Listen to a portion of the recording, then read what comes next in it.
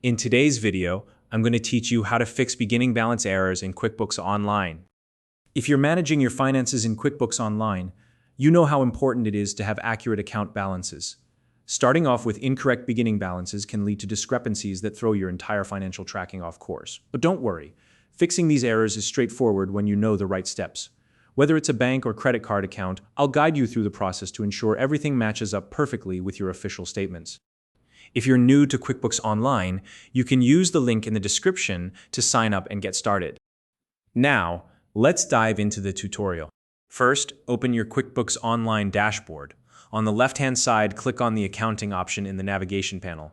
This will open up a list of accounting-related tools and options. From here, select the Chart of Accounts tab. This tab contains a complete list of all the accounts you've set up in QuickBooks Online. Next, locate the account that has the beginning balance error.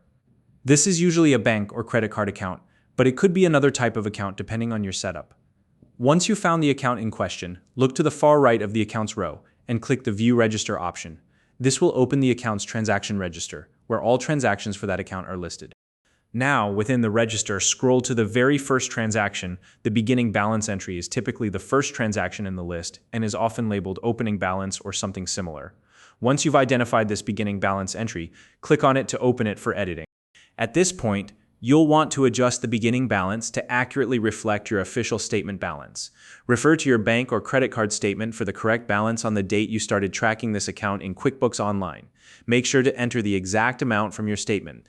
Additionally, double-check the date of the transaction to ensure it matches the date from your statement.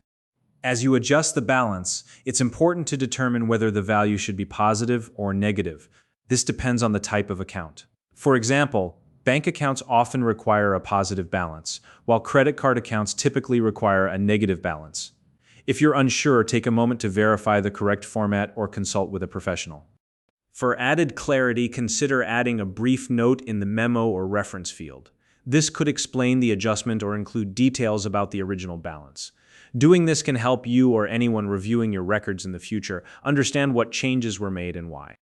When you're satisfied with the edits, click Save to update the transaction register. QuickBooks Online will automatically recalculate any affected balances and reflect your changes.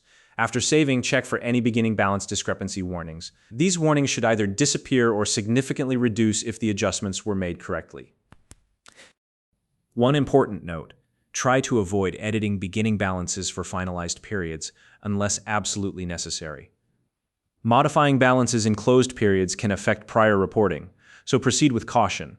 Additionally, before making any changes, it's a good practice to record the original balance elsewhere. This way you have a reference point and can revert to it if needed.